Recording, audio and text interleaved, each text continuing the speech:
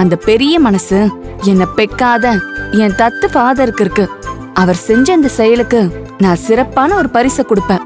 Commissioner madam, நீங்க என்ன பரிசு கொடுத்தாலும் அதை இந்த தத்து தகப்ப மனசார ஏத்துப்பான். அப்ப நாங்க வரோமா? போயிட்டு வரோம். போயிட்டு வாங்க. போயிட்டு வாங்க. எல்லாரும் சாப்பிட்டு போங்க. போயிட்டு வாங்க. வரோம் மேடம். போயிட்டு நாங்களும் வரோங்க.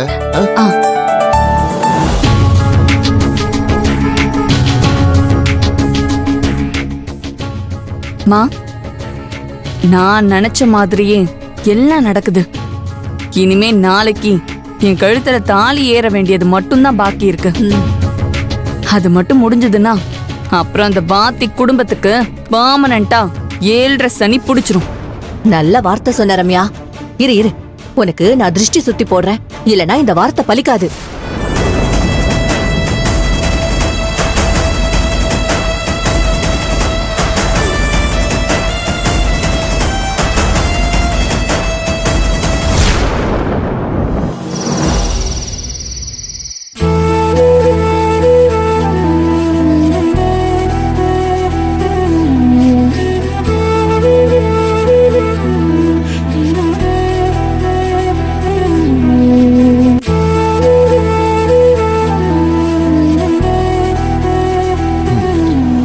சின்னதா, மாமா கிட்ட பேசுங்க.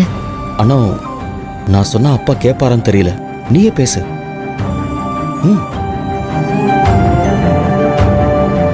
மாமா, நாளைக்கு பெரிய தானுக்கு ரிசப்ஷன் மாமா.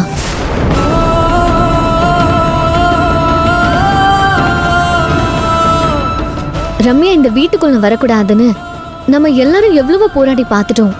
ஆனா எதுவும் நடக்கல. காலமும் சூழ்நிலையும் ரம்யாவுக்கு சாதகமா தான் இருக்கு. இன்னாருக்கே இன்னாருன்னு கடவுள் முடிச்சு போட்டு வைப்பாருன்னு எல்லாரும் சொல்லுவாங்க. கடவுள் போட்டு முடிச்ச மனுஷங்க நாம மாத்த முடியுமா மாமா?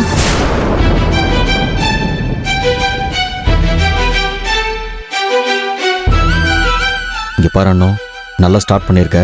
இதே ஃப்ளோல பேசு. அப்பா கன்வின்ஸ் ஆயிடுவாரு.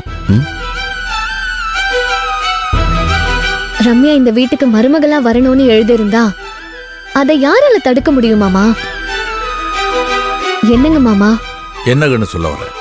இல்லங்க மாமா, எப்படியும் கல்யாணம் நடக்கதான் போதுன்னு முடிவாயிடுச்சு. இதுக்கப்புறம் எதுக்காக நீங்க வெறுத்து ஒதுங்கி இருக்கணும்? ஏகண்ணு, என்ன பேசுறோன்னு புரிஞ்சுதான் பேசுறியா? நான் நல்லா புரிஞ்சுதான் பேசுறேன் மாமா. இப்ப நீங்க அவங்களோட கல்யாணத்துக்கு போகாம இருந்தீங்கன்னு வைங்க, அவங்க கல்யாணம் நடக்காம நின்றுமா மாமா?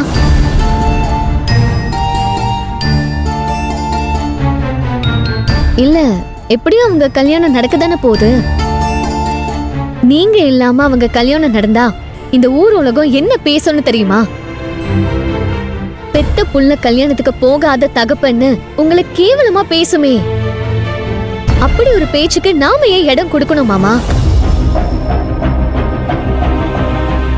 தேவையில்லாத ஏச்சுக்கும் பேச்சுக்கும் ஆளாகாம நீங்களே முன்னாடி நின்னு அவங்க கல்யாணத்தை நடத்தி வச்சா என்னங்க மாமா? நல்லா இருக்குன்னு, ரொம்ப நல்லா இருக்கு.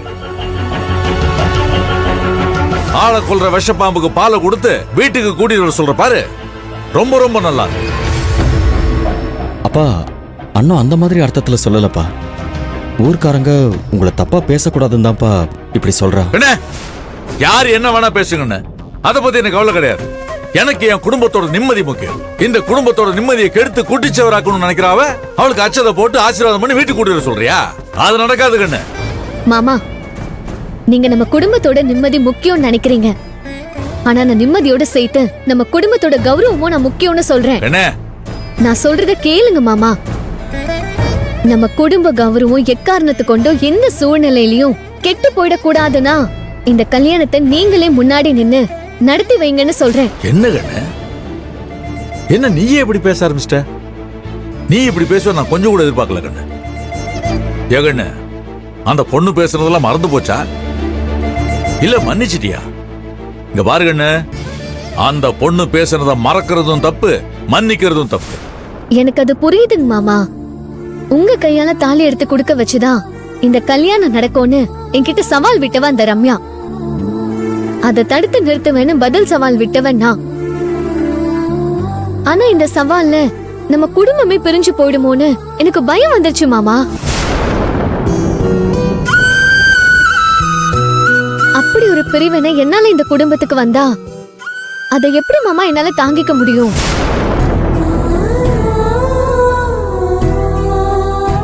ரம்யா கிட்ட போட்ட சவால்ல ஜெயிக்கிறதுக்காக இந்த குடும்பத்தை 2 துண்டா வெட்டி போட்டுற முடியுமா மாமா? அதுக்கு பதிலா அந்த சவால்ல நான் தோத்து போயிடலாம்.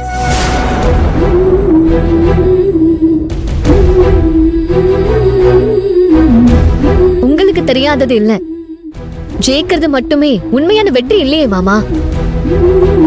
சில இடத்துல தோக்கறதும் உண்மையான வெற்றி தானே. கண்ணே, நீ 1000 சொல்லு, என்னால ஏத்துக்க முடியாது. அந்த பொண்ணு எவ்வளவு வன்மத்தோட இருக்கா தெரியுமா? அவ வாழ்க்கையே கெட்டு போனாலும் பரவாயில்ல, நம்ம குடும்பத்துல ஒருத்தர் கூட நிம்மதியா இருக்க கூடாதுன்னு நினைக்கிறான். வீட்டு வாசல்ல பந்தக்கால் ஊனி கையில கங்கணம் கட்டிட்டு அலையறான். அப்படிப்பட்டவளை வீட்டுக்கு கூட்டிட்டு வந்தா வீடு விளங்குமா? விளங்காது கண்ணு. கண்ணே, நான் முடிவா சொல்றேன், உறுதியா சொல்றேன், என்னால இந்த கல்யாணத்துக்கு போக முடியாது. அப்பா கண்ணே, உனக்கும் சேர்த்து தான் சொல்றேன், தயவு செஞ்சு என் மனசை மாத்த முயற்சி பண்ணாதீங்க. மாமா,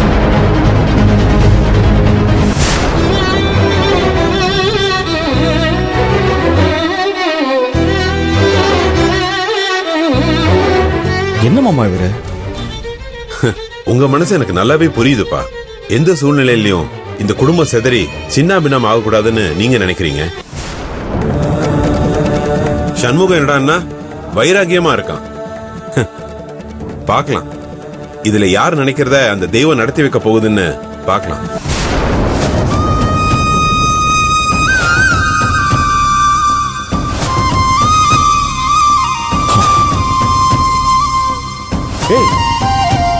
நீ கவலைப்படாத, உன் நல்ல மனசுக்கு எல்லாம் நல்லபடியா நடக்கும்.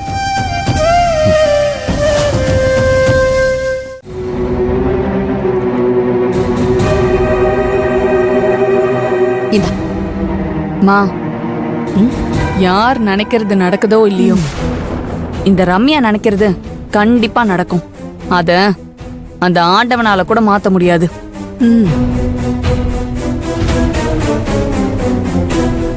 நீ சொல்ற மாதிரி தான் நடக்கும், வை. நடக்கணும்.